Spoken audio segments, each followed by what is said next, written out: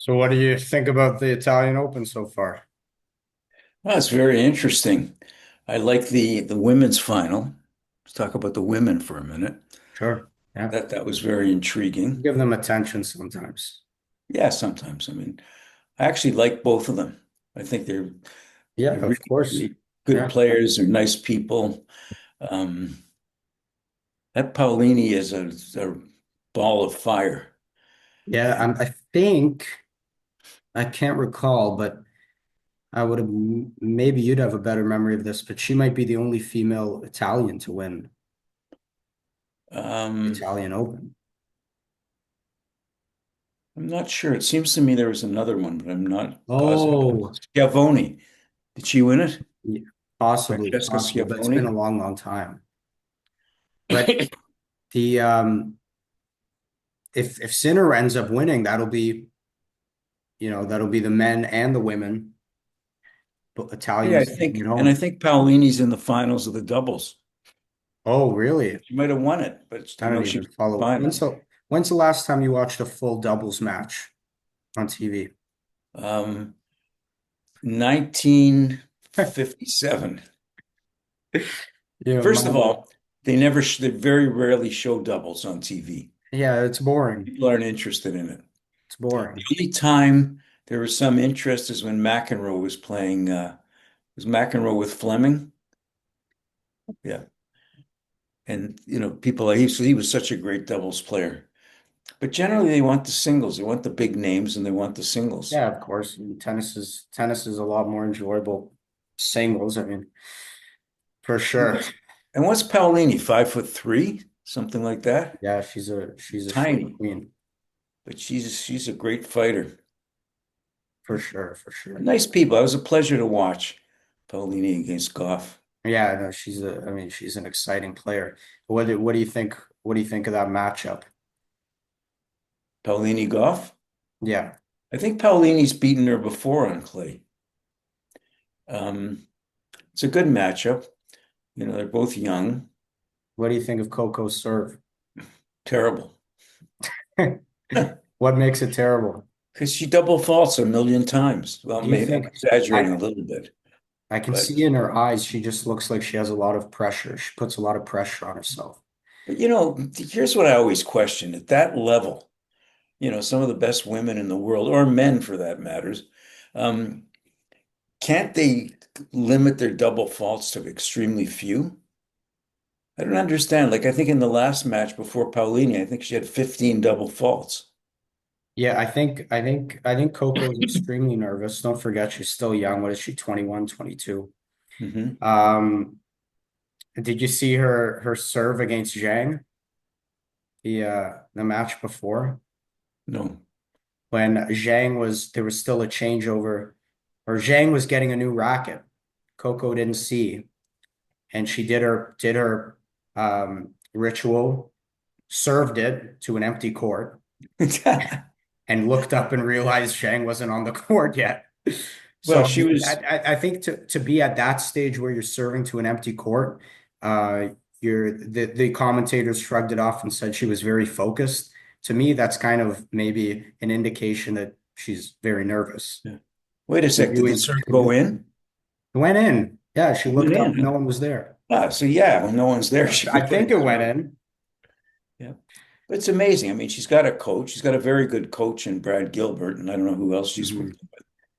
You'd think they'd be able to fix her serve, so she'd have confidence in the match. My point to that is that I don't think it's an issue with the serve. I think it's probably an issue with nerves and performance anxiety. Because if you put her in practice, what are the odds of her double faulting in practice? I would say very, very few, Yeah, I if agree with any. that. At that level, to be double faulting in practice, that doesn't happen. It's different when you get to the match. Yeah. But also, I mean, you're serving, you're on your own, right? I can see you getting nervous when somebody hits you a fastball to your backhand, let's say, and you're nervous, but she's Difference, on her own. the difference is, and I see it all the time on the court, is that if someone hits you a fastball, you have no time to think. If Yeah, you're maybe. preparing for a serve, you have all the time in the world to think. That's correct. That's correct. My Still, serve's not very good in competition. or serve, yeah, well, that's true. Yeah. Um, at least their percentage. My very sad to see that Berrettini got injured and Yeah, he's a he good had to player pull and a out. pleasure to watch. I mean, he's been battling. He got in the top eight, I think, at the end of 2020 or 2021, and then he got injured, battling back and pulled out of Madrid and now pulled out of Rome. And I you think know, he's been battling these injuries since 2021. That's 4 years. right, right. You hate to see it. And he's still young, right? He's still only 29, so he can Mhm. still pull it together. But um, what do you think that is? What do you think it's just luck of the draw, genetics, or what do you think a player can do to kind of limit their exposure to injury? I think whoever's doing his strength training would have to work on that some more. Do you think that's an issue of strength training, or because I would think, you don't want to, yeah, See, it's if you very have, specific training. It's difficult to give a blanket answer because everybody's body is different. but if you have stronger tendons, you're less likely to get injured. If your Yeah, tendons are, well, to and that point, if you, I'm not talking about having big muscles. I'm just talking about having strong tendons. yeah, to that point, also the muscles surrounding the tendons, if you can strengthen those. Yeah. But his injury was an abdominal injury. It was a tear or something. Nadal dealt with that recently. I think that's a fairly common thing for tennis players. Well, Nadal had that a lot. But I think you have to be working your core in the gym if you're a Yeah. tennis player, and very tennis specific movements, medicine ball, Russian twists, Yeah. those kind of things, and hanging movements Yeah. where you're doing Mhm. leg raises. Very Well, good. you'd You hope get you get the you'd hope that stretching motion and you get the contraction. you'd hope that his physical trainer knows what he's doing, at Yeah, to that me, level. that's to me, if you're getting injured repeatedly and you're an athlete of that caliber, that's an issue of physical training, 100%. 100%. I think at that level that's preventable. So I hope he figures that out and wish him all the best. Hope he's recovered for Roland Garros because like you said, he's a fun player to watch. But Yeah, and just like all these guys, when they default, it may be, they don't have to default, but probably it's best that they default because of the French is the big deal. right, The right, Grand Slams are the big deal. for sure, for sure.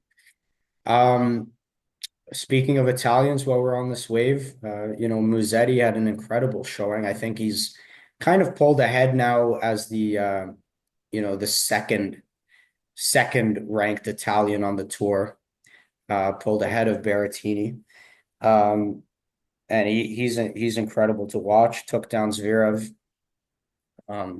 which was a great showing, and then had a good battle with Alcaraz. So I think he's Mhm. right up there with them in the mix as well. Italians are doing well now too, and then there's the new guys like Arnaldi and a few other guys like that. Yes, Yeah. for sure, for sure. What do you think of, so, I mean, Medvedev's performances have kind of been choppy recently. You have that famous segment of him going, what are we dogs playing in the dirt? I hate this surface. And, he's not a huge fan of the clay. Uh, Well, what yeah, do you he think? Are hates we the clay. dismissing him? Are we dismissing him to, win a French Open or perform well during the clay season? I don't think he can do it. I think he's got it in his head that he hates the clay. And, he's still a very good player. Right. So he wins rounds, but I don't think he can win on clay. I mean, I win a think tournament on clay, big tournament. for sure, as well as his movements are quite crafty. He's I think he's suited for the hard court um, grass, but I clay didn't, doesn't. I don't think he moves well enough yeah, to I didn't really move. notice how far behind the baseline is he standing to receive serve on the clay surface. Would you? Yeah, I haven't because I didn't see his matches during this tournament. Would you say he stands closer or further back when he goes to the clay? Probably stands further back on clay because you can't do it on hard court. I mean, that ball picks up speed. Well, he stands back on hard court.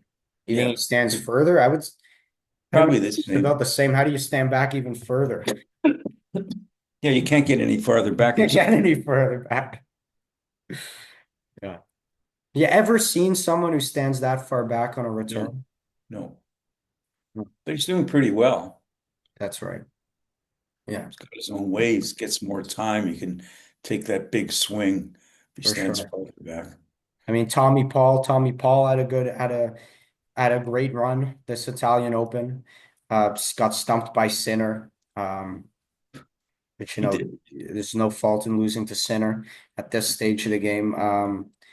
Who do you think's the greatest American player right now? Well, I think it's between two guys, and that's Tommy Paul and Taylor Fritz.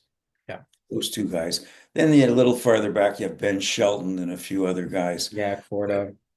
but Who would you pick as the number one American? I know Tommy Paul. in rankings it's Fritz. Yeah. But I I would picked make the Tommy Paul. argument you'd put Paul. Yeah, he's extremely talented, that guy. I think Um, the athleticism, he's the better athlete than Fritz. Um, it's so neck and neck. It's incredibly neck and neck. I would say based on this season's showing, Tommy Paul, I'd put ahead on clay. On hard court, I'd put Fritz. Just because Fritz grew up on hardcore. right. I think his So I'd imagine Tommy did as well playing in the States, right? yeah, Fritz's father, Guy Fritz, was a good player, and they grew up in Las Vegas. Yeah. His Fritz did or the father did? The father did. The father was a pit boss in Las Vegas, one of the casinos. Oh, very cool. So they grew up there and playing on hard courts. There's only hard courts out west, Yeah. LA and Vegas and those places. So For sure. Well, let's still have the clay, but it's Hartrue, right? What's yeah. what's your take on Hartrue versus real clay? Do you think there's a big difference training wise if you're going to go play a clay tournament and you only have access to Hartrue? How much is that actually There ton? is a difference, but I don't think it's a huge difference. Clay courts, real clay courts, that's crushed clay bricks. And the Yeah. bricks are either from South America or Europe. Hartrue is crushed stones, and usually it's from Virginia or somewhere else in the States. Okay. So the clay, of course, is finer, so it's a little bit slower, but it's a similar type surface. It's not like the difference between clay and hard quartz. It's a similar surface. Yeah, I Um, would, having played on both, I think the red clay is softer than the hard true. for Like you sure. said, it's slower, um, and the bounce is choppier. Hard And true your plays a and your lot and your faster. and your clothes get dirtier. Yeah, yeah, for sure. What did you think of the Sabalenka Zhang matchup? Do you think that was a fluke, or are we seeing some chinks in Sabalenka's armor?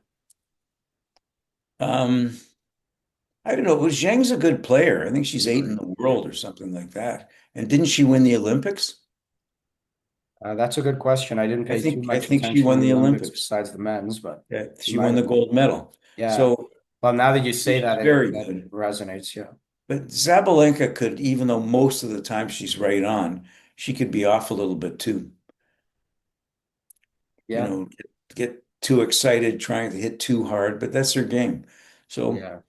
Yeah. fluke, I'd probably bet on Sabalenka if they played tomorrow. And Yeah. I would again, it's imagine. on clay. Sabalenka's best surface. I don't think it's clay. No, it's not Clay, but I would still wager same as you. Sabalenka would beat Chang, um, maybe 75% of the time. I don't know their head to head off the bat.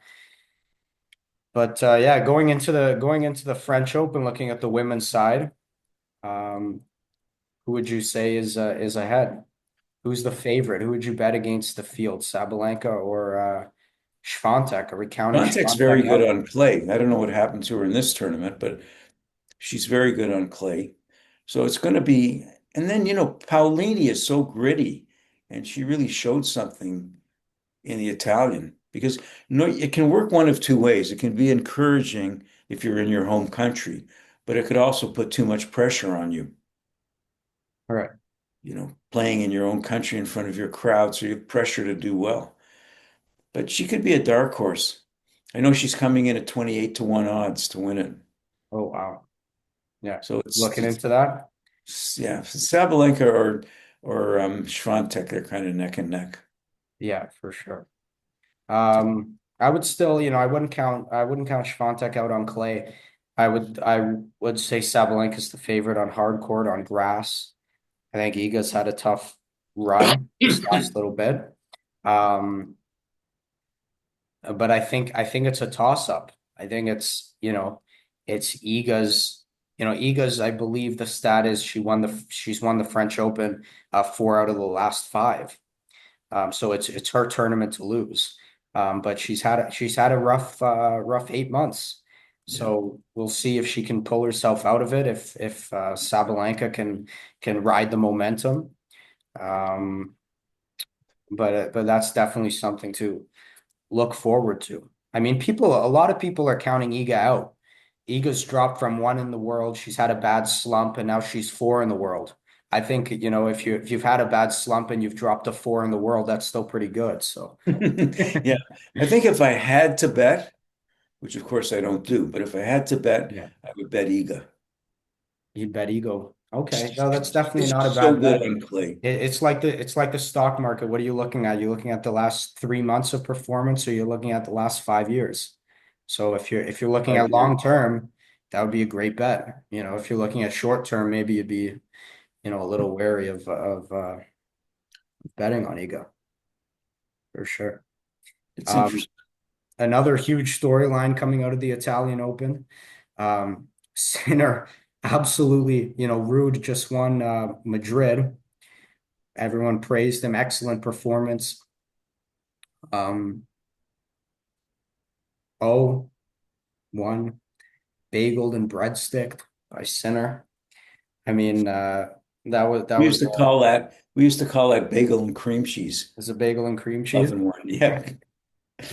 I mean, Um, so 11 consecutive wins. This is Jannik Sinner. 11 consecutive wins against top 10 players without losing a set. Okay. there again, that's interesting. I mean, if Alcaraz is on his game, that's a heck of a match. Right. But Sinner, before Sinner got waylaid for that 3 months, I Yeah. mean, he was unbeatable. Right. And I absolutely love him coming back and playing this way. Um, Obviously such a nice guy, completely innocent. Um, 24 straight sets against top 10 players. That's another Jannik Sinner statistic, passing Bjorn Borg's record of 23 in 1978, You got to go with him. You got to go with Sinner to win. for The sure. only thing possible, and you can't count this out, is he still is coming off that 3 month layoff. And even though he's looking good, now he's playing Alcaraz in the finals. And Right. Alcaraz is no slouch either. Right. But again, if I had, who would you go to if you had to bet? Who would you bet Sinner, on? 100%. Yeah, I I don't would think too. you can go through, have this kind of performance after the layoff and not finish.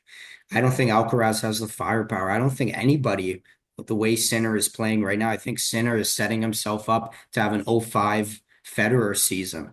I just the way he's hitting that ball, keeping it deep, Aren't not they missing, saying, attacking when picking his spots. I think he's head and shoulders above the rest.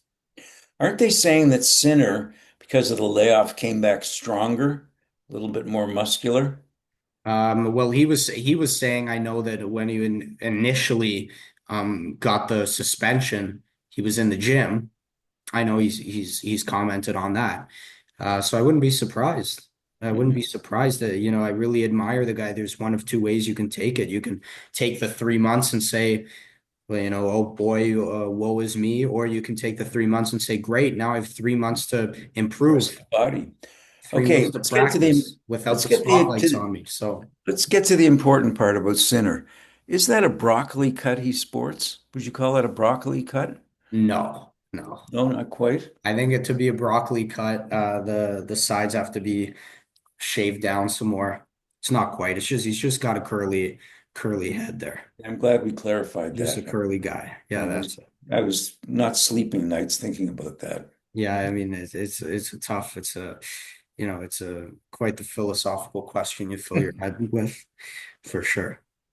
Um, Last statistic, just because I can't quite fathom this how uh a guy sixth seed has this kind of statistic, but sixth seed Casper Ruud against Sinner. Ruud won only 32% of his first serve. That's terrible. 32%. That's I have I can't think of a performance worse in recent history, but um, you know what? That's a testament not to necessarily Ruud's playing ability, but just how dominant Jannik Sinner was during that It's match. usually a combination of those two things where, Rude wasn't playing his best game and Sinner was unbelievable. Ruud actually commented. He said he thought he was playing well. He said just Jannik Sinner's game was just next level. He thought he was playing well. So Yeah, it was certainly hard to beat. What do you think about Djokovic's chances in the French? um potentially quarterfinals, semis. I'd be shocked if he made the finals. Yeah. And more I shocked. just don't think physically he can compete the way he used to be. Just physically the way he's been looking lately, I don't think he can make that kind of run. Isn't he turning 38 in August? Yeah. I mean, you think of that. Yeah. And what's I Sinner? mean his greatest chance, I still think he can win a Wimbledon. I mean, that's his greatest chance, Wimbledon, you know. I don't think he's going to do it, but he's got a much better chance at Wimbledon than he does at the French. Well, I still think he can pull through. Don't forget, you know, did Sinner win the last Wimbledon? I don't know why I'm blanking on that. Remember, I don't remember who won it. It's almost a year ago. No, no, Alcaraz won it. Alcaraz beat Djokovic in the yeah, I remember that. Alcaraz beat Djokovic in the finals. So Djokovic made the finals of Wimbledon, and the year before he won.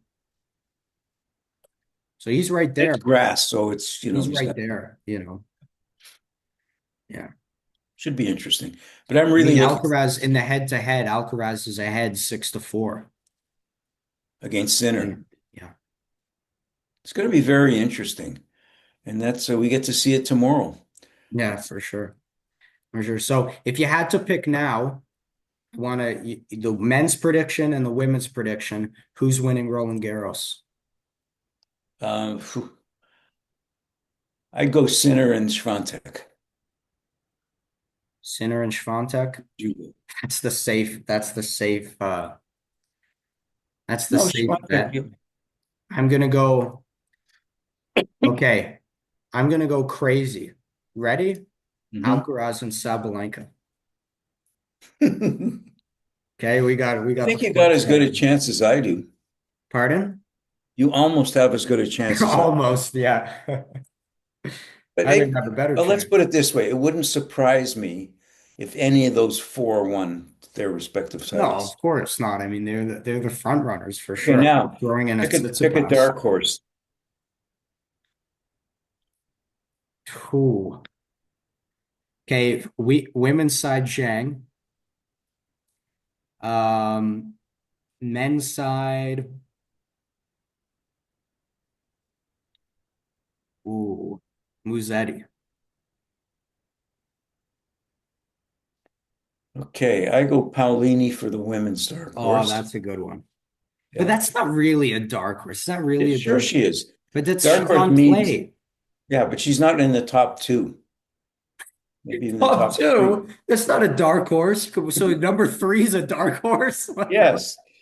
Um, well, what? Okay, you could say then. Okay, can't be a seeded player. Oh, no, you can't do that because they're not going to win. Has to be around top 10 or lower. So that's why I think Zhang and Musetti are good dark horse picks. And Musetti's a pretty good pick. What Um, about Runa? okay, I'm going to go Rude for my. Rude? After I, being demolished like that by yeah, Sinner, you still yeah, think he can win it yeah. all? Wow. It's a dark A horse. It's lot a of really faith. dark Yeah. horse, black horse. Yeah. Because don't forget, I picked Rude as a dark horse in where was it? Madrid? Which one did he Did win? you? Or did you pick Rune? No, Rude. Oh yeah, you did pick Rude. Wow. Yeah, that's right. I Okay. remember Rude's father was a good player. Yeah. Best Norwegian before his son, he was the best Norwegian player of all time. Christian Rude. Yep. And Anyway, it should be very, very interesting. Looking forward to it. Who do you pick for the doubles in the French? who do you pick? No, I want you to pick. Who do you pick for Cuts and somebody else, that team. who do you pick? Who do you pick for the mixed doubles in the French? They Who's have your, the mixed doubles, don't they? I've got a bone to pick. Tennis ratings. Okay. What does it mean if a 3.5 was to play a 3.0? What should the score be every time? Yeah, it should really be love and love or Love love and and love. yeah. Okay. But here's the thing, and here was my bone to pick with this for ages that uh, from 3 to 3.5 is too big a jump. There should be 3-1, 3-2, 3-3, 3-4, 3-5. And one of the main reasons is at that level, you may never progress from a 3 to a 3-5, or Right. it could be years. So, for example, if I have a student who's a 3-0 and works really hard, okay, now he's a 3-2. So it gives him a sense of satisfaction. For Uh, sure. it's just a more accurate thing. A half point is too much. Right. Yeah. I had this Then conversation. Then a lot of it's subjective. I mean, in the States, they have definite things that you have to follow to be that. And I think you have to be rated by certain guys or certain women, where here the guy at the club just gives you your rating. The club pro gives you your Oh rating. yeah. Other factors come into play, like, okay, am I going to give this guy who's working really hard on his game, etc., and I'm going to tell him he's a Yeah. 2.5? This guy who's a 2.5 and now has taken 15 lessons from me, am I gonna still say he's a 2.5 or am I now gonna say he's a 3.0? No, he's a 2.6. Yeah, He took exactly. 30 lessons, he'd probably be 2.7. Yeah, I know that people underestimate how long it takes to really level up, especially if you're an adult and have been playing a while. Yeah. And the thing is, I mean, it's pretty easy to go from a 2.0 to a 2.5. That can be Right. done quickly. So even a 2.5 to a 3. But once you get beyond that, 3 to a 3.5, Tough, that's a big jump because for that's sure. like your, a low intermediate to a solid intermediate. For sure. 3.5 to a 4 is even bigger because now you're coming into the A player category. Definitely. Yeah, and another factor that weighs into it is if you're a club and you have a 3.5 clinic, and you need more people for the clinic or whatever, you have a certain person who wants to play in it, not really a 3.5, are you going to say you can't play or no, you're good enough, you're three, oh, I'm a 3.5 then. And they play in the clinic. Yeah, it really depends what kind of group lesson it is. So if it's a group lesson where they have to participate and play against each other, if it's say shot of the week where it's fed by the coaches to just improve the technique, it's not as important. But if you want a good clinic where they're playing with each other, they've got to be pretty even. Right. Exactly. Exactly. Okay. Next segment is going to be quick takes. Okay. I've got some questions lined up. I want a quick fire act. Whatever comes to your mind, quick fire answer. I don't want to give you much context. However you interpret the question, that's how you're going to answer. And then I'll give you mine. Okay. Mhm. Ready? Baseline rally or serve and volley? As related to what? What I prefer? I'm not, that's the Just only, my thought. Just my thought. what's your thoughts? Whatever pops in your head, let's hear it. Baseline rally. Baseline rally. I'm Yeah. going serve and volley. Mhm. Which rival match would you pay top dollar to see? Oh, I think Nadal Federer. Nadal, Federer, two. Close second, Borg McEnroe. Yep. Clay Oh, or and I got a third. You want a close third? sure. Sampras Agassi. Oh, yeah, that would be fantastic. Wow. Yeah, that's a good one. Clay or hardcore? Clay. Clay. Most underrated shot in tennis. Um, the lob. Wow, that's a good one. Wow, wow, wow. I'm gonna go backhand slice. Best on-court moment in tennis history. Wow. Best on-court moment in tennis history. When Medvedev when Medvedev got mad because he's playing on the clay. I love how Medvedev is one. Mine is you cannot be serious, Oh, that's everybody's favorite. or I'm gonna shove this ball down your throat. Oh, that was great. That was great. That was great. Yeah. Or how about this one? No offense to any ladies out there. I wouldn't cheat. I'm a mother. Yeah. Yeah. Okay. One rule you'd change in pro tennis.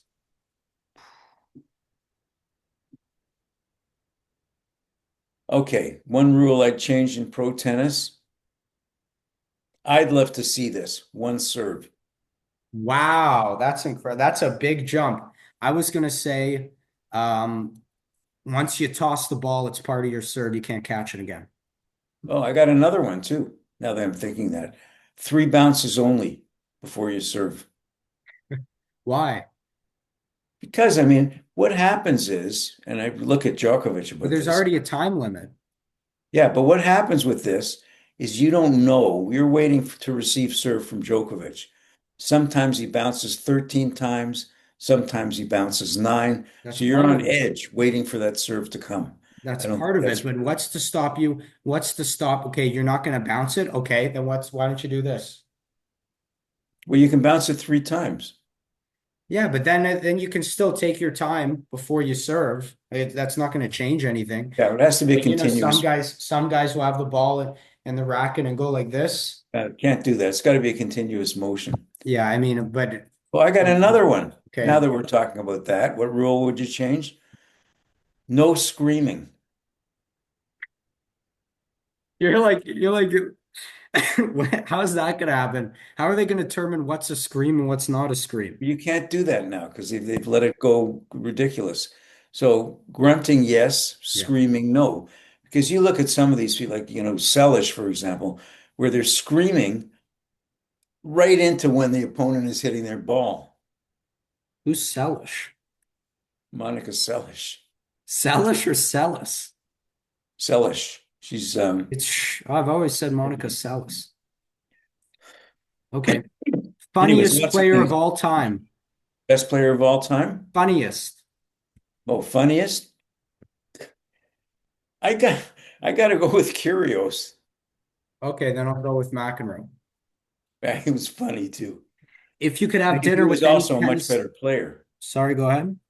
He was a much better player in his time. For sure, for sure. Zoom in. If you could have dinner with any tennis legend, dead or alive, sorry, I'll repeat that. If How you are you could gonna have have dinner with any you're gonna tennis have legend, dinner with a dead man? hold on, hold on, hold Okay. on. Let me repeat it. So then Okay. this isn't part of the podcast. Now I'm gonna start it. Okay. If you could have dinner with any tennis legend, dead or alive, who would it be? Ooh. Well, it has to be fun. So Pancho Gonzalez. I've heard you say that name. I've never seen his matches, and I never don't even know what he looks Well, he like. was brilliant in the 50s and 60s, Yeah. but he was volatile, very Is that volatile. why you'd pick him just because Yep. Because was a great the player and he's character and volatile. I personality? think he'd be fun. Yeah, I would probably go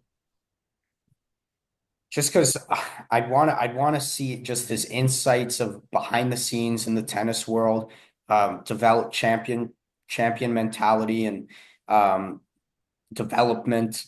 player development, I'd pick Nick Bollettieri. So just see exactly what his mentality is to develop the kind of system that he did, and develop He such wasn't great. a competitive player. I thought you were talking about not I coaches, said but tennis legend, tennis legend. Does that change your answer? no. Okay. I All had lunch right. with Nick Bollettieri. Pardon me. I had lunch with Nick Bollettieri. Did you really? Yep. What was that like? Well, there were a few of us. I mean, there were like 8 of us. So here's the question I asked him. Nick, what do you do in your workouts? Because I know he worked out a lot with weights, etc. He goes, I do some arms, I do some shoulders, I do some chest, I do some back, and I do some Name the legs. That was body his parts. answer. It's hilarious. It Not was I'm doing, a mind lot of reps blown. with light weights or something, but Yeah, that was his yeah, yeah. answer. It would be, you thought he was going to give you some like scientific thing or tennis Yeah, related yeah. answer. It's like, do some Maybe, chest. What's another body part? Some maybe biceps. he was goofing on me. You know, Yeah, what a maybe. ridiculous question. Yeah, yeah. All right. Well, thanks for joining us for another exciting and amazing episode, and whatever other adjective you want to put on there, of Baseline Banter. It's our fifth episode. And as always, Dad, it was a pleasure hosting the show with Yeah, you. okay, so let's get to the important thing. What do you think of this color on me? Lovely, just Thank lovely. you. Really brings out your eyebrows. Yeah, thank you very much. Okay. All right. Thanks, guys. Okay, bye everybody. Thanks for attending.